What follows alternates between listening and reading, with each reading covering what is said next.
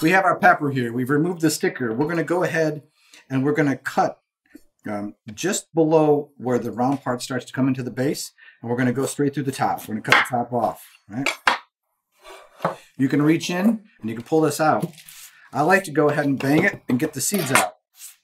Now, if you're going to use stuffed peppers, then you just leave it the way it is, right? Now, I turn this over. Whoop.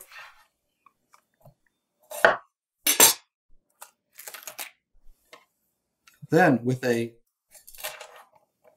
knife pointing away from you, you remove the membrane very carefully.